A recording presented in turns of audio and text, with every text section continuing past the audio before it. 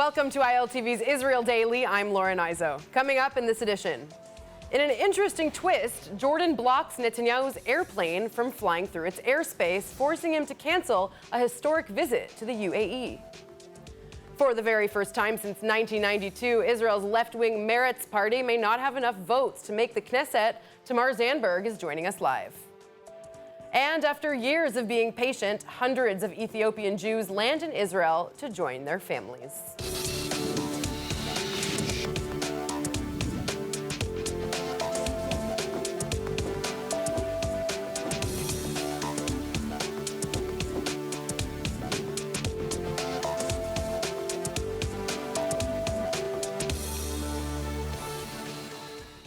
With less than 2 weeks until the country heads to elections, Prime Minister Netanyahu is trying to make the most of what could be his last days in office, or at least use of these last days to get a few more seats for his Likud party and get reelected. Netanyahu was due to fly this morning to the United Arab Emirates for a historic visit, the first of its kind by an Israeli prime minister, and to reinforce the new normalization deal between Abu Dhabi and Jerusalem. He had also reportedly planned to meet Saudi Crown Prince Mohammed bin Salman, a huge feat for an Israeli leader. Now his trip has been canceled, according to officials, after Jordan blocked the flight from entering its airspace. While the connection hasn't been confirmed, earlier today a Jordanian prince was denied entry to Jerusalem's Temple Mount over the size of his security delegation. Let's speak with Rob Geist-Pinfold, a Middle East expert from the Hebrew University of Jerusalem, to break down these latest developments. Thank you for joining us, Rob. Thank you. So, first of all, what was Netanyahu hoping to achieve from meeting with Mohammed bin Salman just 2 weeks until elections? You know, there's probably not enough time here to make a peace agreement, if that is even in the cards. Right. So, I mean, Netanyahu can always surprise. He's known as a magician for a reason in Israeli politics.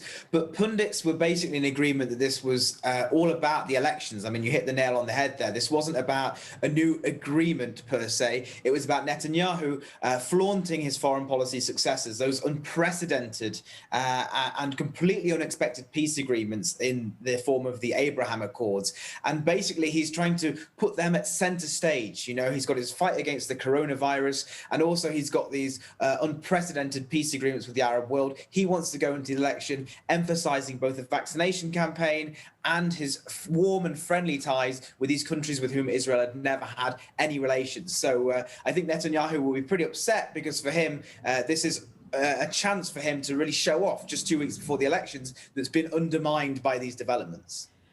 So how much can we actually see this hurting Netanyahu in the polls as he's focused his entire campaign on his foreign policy and, of course, the vaccine campaign and corona? But will this diplomatic clash hurt him? Well, what's really fascinating with Netanyahu is his ability, as I say, this reputation as a magician, this ability to pull things out of nowhere, like these peace agreements with these Arab countries that no one expected. However, it hasn't really impacted his showing in the polls. You know, these agreements which no one expected, which no one saw coming, which are indeed a complete game changer. Even critics admit it's a game changer. It doesn't really seem to be bringing any new mandates or votes to the Likud. We're at this present stage in Israeli politics where people have decided well in advance of this election, being as it is our fourth election in recent history, people have decided whether they like Netanyahu or not. And you've reached the stage where it doesn't really matter what Netanyahu does. People will vote for or against him accordingly based on those existing perceptions they have of him. All right, Dr. Rob Geist-Pinfold, thank you so much for your insight today. Really appreciate it. Much appreciated. Thanks very much. All right, moving along. After elections in the Gaza Strip, Yahya Sinwar will continue to head Hamas in the Strip for a second term. Facing intense competition against rival Nizar Awadallah, sources reporting that Sinwar won 167 out of 320 votes in Gaza's Shura Council. هذا الشعب يخرج اليوم ليؤكد تمسكه بأرضه بحقوقه بثوابته بحقه في العودة. الشعور لا يوصف حقيقة يعني. Critics say although elections are held in Gaza, the system is corrupt and results do not necessarily reflect the true politics of Gaza residents. Well, from Gaza to Jerusalem, Israel is also, of course, heading to an election, a fourth in 2 years. The latest polls showing no clear path to a Knesset majority for any major bloc. 4 parties are on the verge of the 3.25% electoral threshold. According to a Channel 12 news poll, Prime Minister Benjamin Netanyahu's Likud party remains Israel's biggest force with 28 out of 120 Knesset seats. Together with the other parties who vowed to back him for prime minister, the Netanyahu-led bloc would have 47 seats. The bloc of parties who vowed to replace Netanyahu would have, according to this poll, 60 seats, with the biggest party being Yair Lapid's Yesh Atid with 19. One of those parties sitting on the fence of the electoral threshold is Meretz. And whether or not it makes the Knesset could affect the outcome of the entire election, mainly whether or not Netanyahu would be able to form a majority coalition. We are so lucky to be joined by Tamar Zandberg, member of Knesset and from the Meretz party. But before we speak with her, let's learn a little bit more about Meretz. Founded in 1992, Meretz is of the Zionist left of the Israeli political map and traditionally supports social equality, granting Israeli Arabs equal rights and a two-state solution. It advocates working toward peace by giving up the occupied territories and putting an end to the settlement enterprise. Meretz also supports the separation of religion and state and opposes religious coercion. The party defines itself as a social democratic party and supports the preservation and even the expansion of the welfare state. Now let's say hello to Tamar Zandberg, who is joining us live from Tel Aviv. Thank you so much for joining me today. Sure. Hi. Good afternoon. So, Tamar, the head of your party, Nitzan Horowitz, made some controversial comments this week about the new probe from the International Criminal Court in The Hague, saying Israel should take responsibility and that there might be grounds for that decision. I wonder if you agree with the things he was saying. Well, it might be controversial facing from the right, but I think that what Nitzan Horowitz has said is something that every Israeli should think about. You know, we support the two-state solution and we oppose annexation.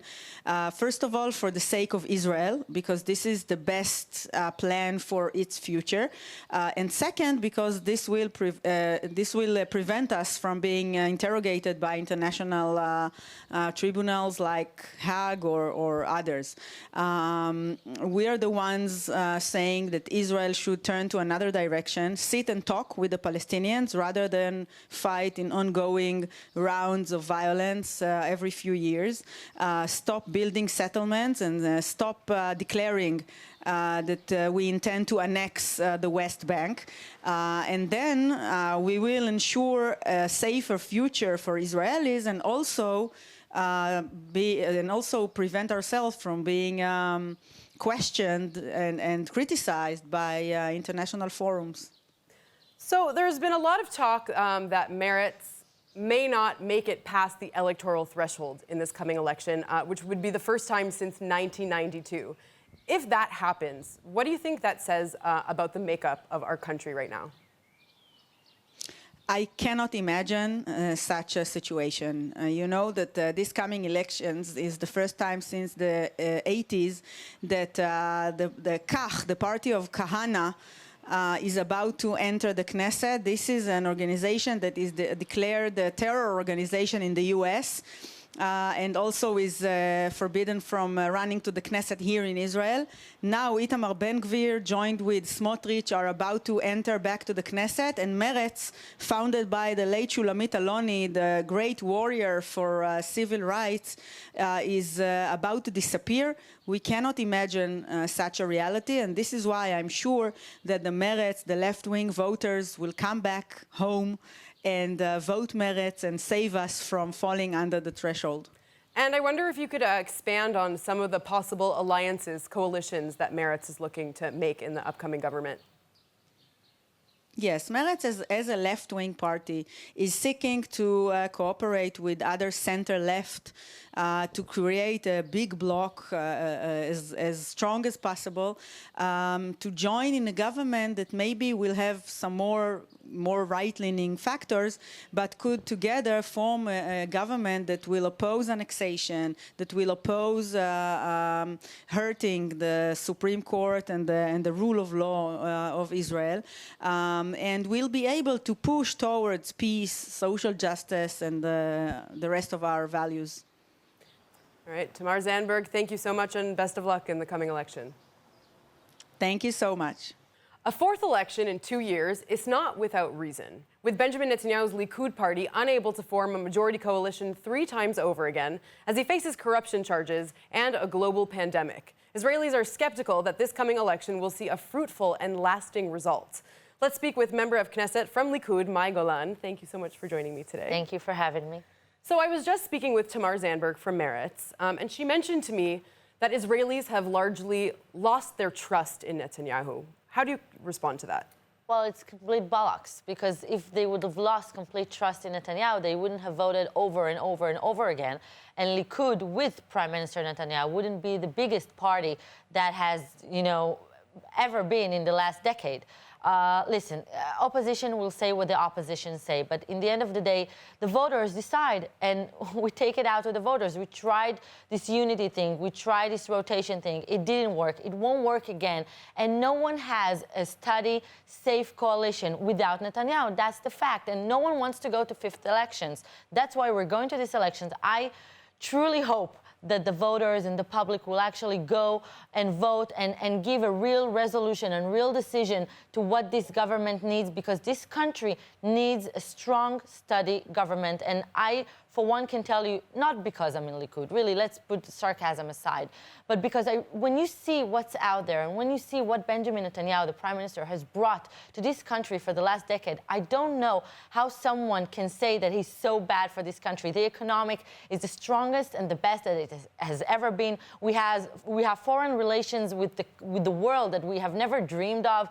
The only reason we are standing strong right now after the vaccines that no country in the world has like us is because of Benjamin Netanyahu. But, it's hard to be in the opposition and talk bad and talk trash about someone that all he's doing is good.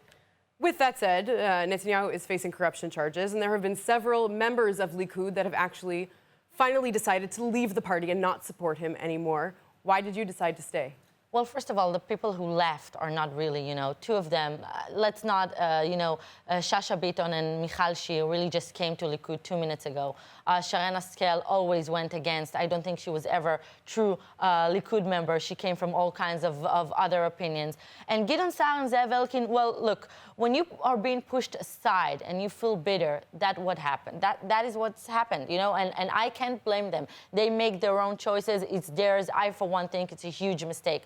But let me tell you that no one in Likud doesn't trust the Prime Minister. No one wants to leave Likud. And I might dare and say that if something will happen, it will be that the other people will want to come back. I'm not sure there will be a political house for them, but they will want to come back. Trust me on this. Have you heard someone say that they're interested in coming back to the party? Let me tell you that I hear voices of people that all they're trying to do is find some sort of a wave to ride on the way to politics. And this is not a way. I, for one, came from a fight of 10 years struggle. I put myself out there. I'm the reason, that you have to vote Likud, because this is the only party that gives you actual democratic primaries, that gives you a chance. Look at me. I'm someone that didn't come with a lot of funds, wasn't a famous degree, didn't come from money or established, house, but was able to come and put myself out there and get elected. No other party can say that, not alone the party, Gideon Sa'ar, that all it's based on is hate. Hate towards what? Towards the people that you were just with, that you just worked with? It's the hugest hypocrisy that I've ever seen. So Likud is now hovering in the polls around 28, 29 seats. I wonder what you think that will end up being and what sort of coalitions you're expecting to be formed. Well, first of all, I'm number 30. So, if I was stressed, you would have seen it right now. I'm not. Let me tell you that if I would believe the polls, then I wouldn't be a member of the Knesset for the last 3 Knessets. It's crazy to say. I'm 2 years member of the Knesset, already 4th elections. It's crazy, but sad, but crazy. And if we would have believed the polls, then Prime Minister Netanyahu wouldn't be in position and Trump wouldn't get elected, and we would have similar, different things around the world. I don't believe the polls. I know that what is going on in the media these days, and I'm saying it with a lot of sorrow, is really trying to engineer the way we think, trying to make the public think that Likud won't be able, so just vote for someone else. They won't be able to form a government. Let me tell you, Likud will get at least 35 seats. Here I'm saying it, and I'm counting working on it. But the only thing is that the voters of Likud are out there. They're there, but they think they're so, sure that Likud is going to be the one to form the government that they won't go out to vote, and that's the only mistake. This relaxment that I just made up a word, but the way that they are sitting relaxed at home and thinking that everything will be okay, it won't happen like that. They need to go out and vote, and I do believe that this is our only chance to actually form a strong right-wing coalition, one that doesn't bend to anyone, is not scared to actually bring our truth out there. We were voted in order to bring our ideology out there, not in order for the Supreme Court judges to tell us what to do, let alone, blue and white party that no one even remembers who was there and was trying, to make themselves to be heroes with ministers that you never heard of.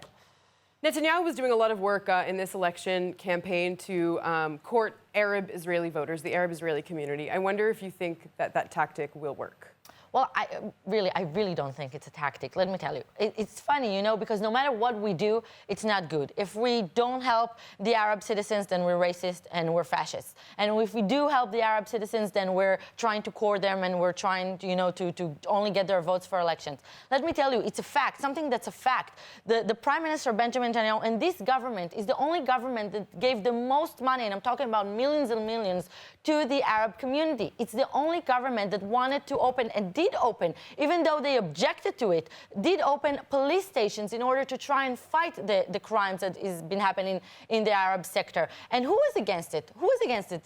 Tamar Zandberg and her party was against it. They voted against it. Who else was against it? The people that claim to represent the Arab votes. And the Arab people understand that. The Arab sector in Israel understand that. They don't care for their interests. They don't care for their well-being, for their safety. We do. Thank you so much for coming today. Thank you for having me. That is the chairman of the Jewish agency, Isaac Herzog, welcoming new immigrants from Ethiopia who just arrived in Israel this morning. After years of waiting, around 300 Ethiopians from the Falashmura Jewish community arriving at Ben Gurion Airport today, a final flight in what's being called Operation Rock of Israel. The new immigrants disembarking from the plane and kissing the ground at Ben Gurion Airport upon arrival. Many Falashmura families have been split up for years during the several operations to bring them home. Aliyah and Absorption Minister Pnina Tamano-Shata, of Ethiopian descent herself, led the government's efforts to restart the immigration of the remaining Falashmura members in Ethiopia. And Tamano-Shata greeted the new immigrants with open arms at the airport this morning. Take a look.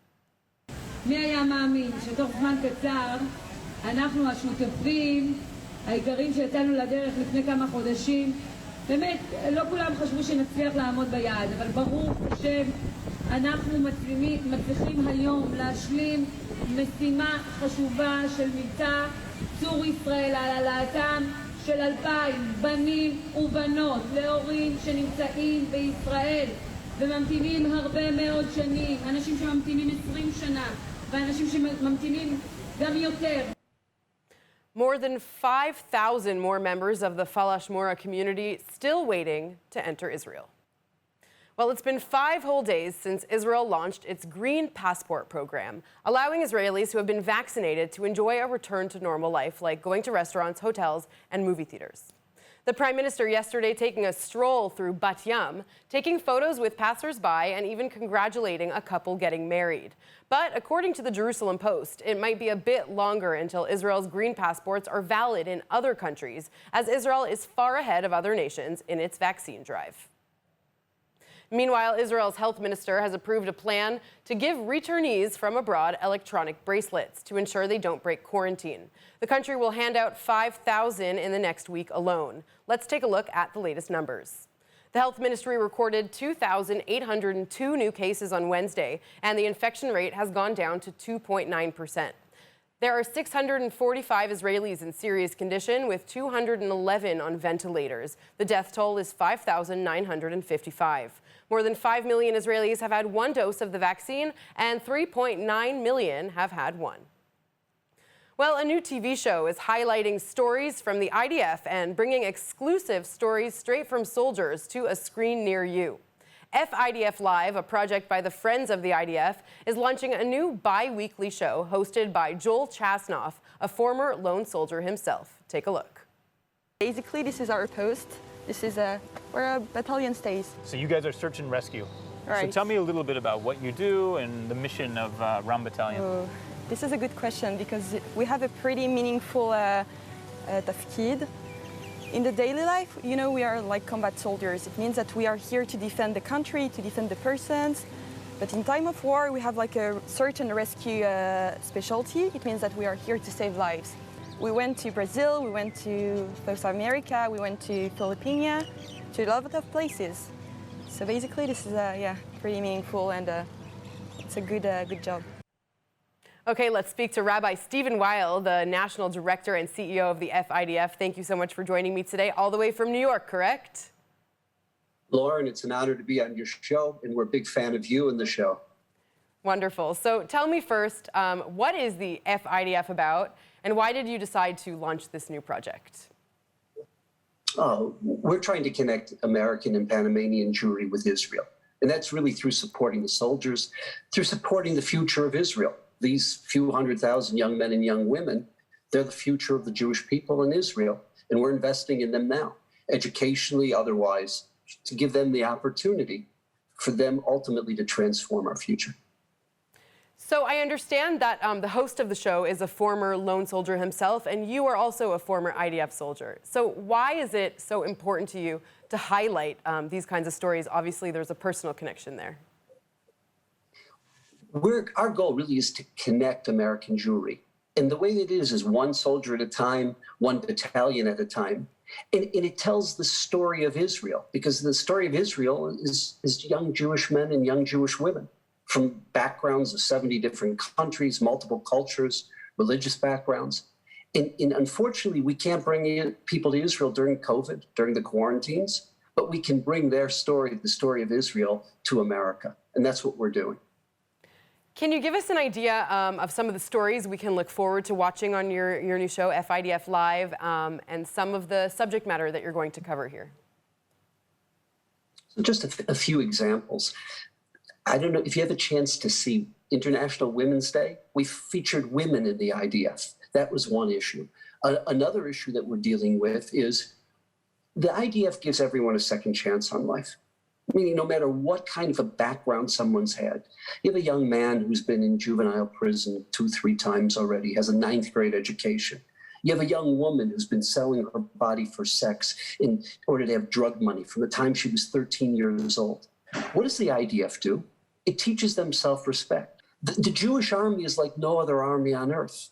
You know, it's an investment in human capital. It's an investment in young men and young women to give them a second chance in life.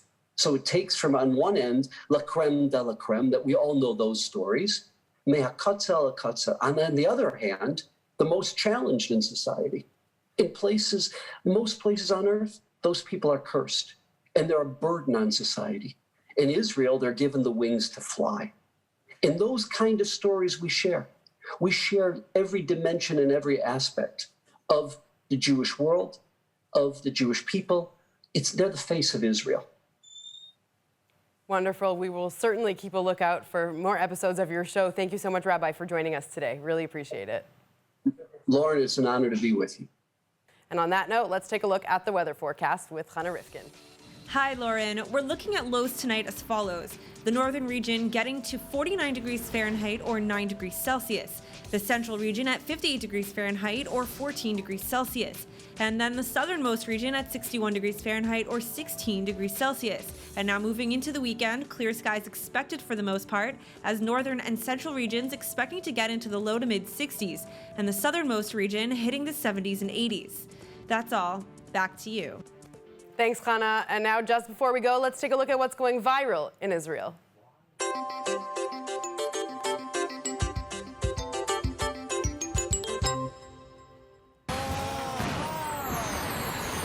It's Air Israel with enough vaccines for every adult in town.